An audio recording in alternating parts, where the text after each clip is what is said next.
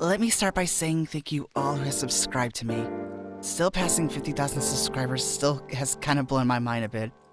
And thank you everyone who is still watching my content, even though I've done Baalbuddy a bit less.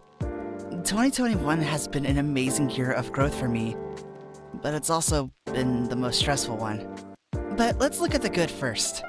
First of all, my Warhammer videos were doing amazingly well since last year, and even now they're still doing quite well. Despite Games Workshop's recent issues, I definitely have slowed down on them, but I would like to at least do one or two of them every now and then. As much as I really love Warhammer, it's hard to do it when the company that runs it kinda does it badly. But that's just my opinion, so whatever. Other than that, TADC was also a big thing that I had great fun working on, and Telepurte is a wonderful person to work with. And doing the dubbing for his animations in February were some of the most funnest projects I had.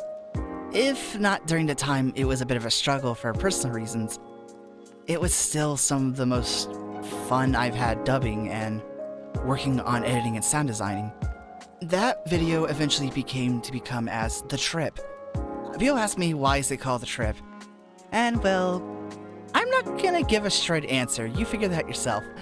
But it was fun, and the fact that he even posted on his own channel was actually really nice of him, because it is his animations, and I did want to give it back to him because I consider animation to be much harder to work with than voiceover.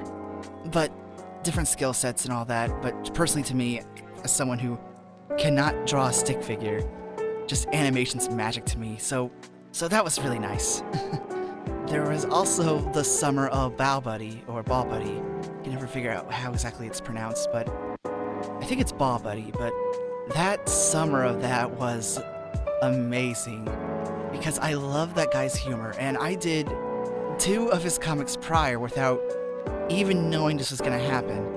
And I saw those comics get exploding out of nowhere, and I don't know if I was the cause of it, or laying down the charge that eventually became the powder keg that blew it up. It was still amusing, and it was some of those funnest projects I worked on as it kept going throughout 2 months. Of course, towards now, I'm actually kind of tired of doing them. And also my friend Nor, you should go follow her, by the way, who was, I could kind of see, she's really nice, but I feel like she was getting a little annoyed. Me literally every night being like, hey, dub this. But that's beside that. That was also some fun, and that was essentially those 2 factors that really helped my channel grow even bigger.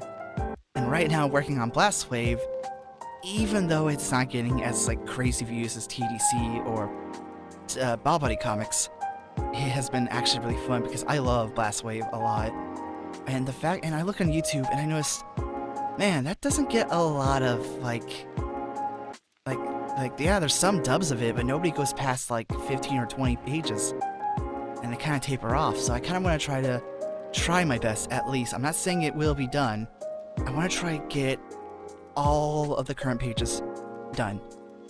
So why is this the most stressful year of my life so far? Well, let's start with the fact that I live in Texas. And if you're in America, or live in Texas in general, you'll know that February was a really fun month for many people. It was not fun. It was very cold, and we didn't have consistent power for 2 weeks. And to top that off, my dog is old and he's having health problems, along with my father, who needs to be constantly taken care of by the day. And then there was my mother, who passed away in spring due to cancer. Yeah, it's been a very hard start of the year. A good point to put this on is, if you were to look at The Trip Part 1, the reason why The Trip Part 2 took even longer was me dealing with everything that was going on around that time. It was hard. It was very hard. My health just has weird times of not being good. and work itself has become even worse, in my opinion. And I would love to talk about it, but they made me sign a clause saying I cannot ever talk about it on social media in a negative way or I'm fired. So that's fun. But, other than that, the only other big issue is financially. While we're not in any danger to say, the only person who has an active job in this house is me, as I take care of my father and my dog. It's a little concerning, but I should be fine for a little while. And some of the ad revenue that I get on the channel does help. But YouTube is very, very fickle. I was going to open up a Patreon, but considering that I don't know how much I can actually give and do, I don't know if I can warrant it.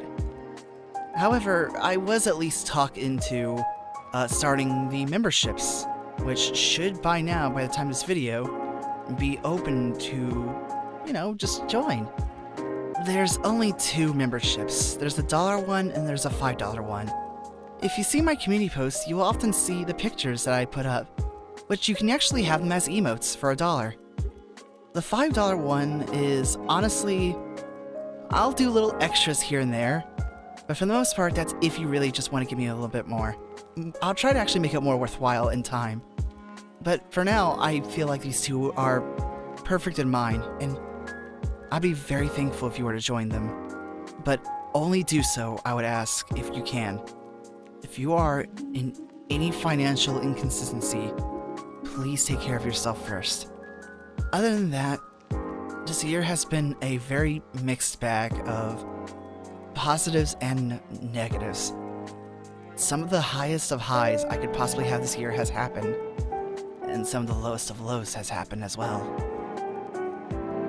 But despite this, I always have a saying to myself, which is eyes towards the future. And sometimes I'll say that in a joking way, but it's a mantra I tell myself each day to keep going. Because we can always look back at the past, but we can only go forward. So, I hope you would go forward with me.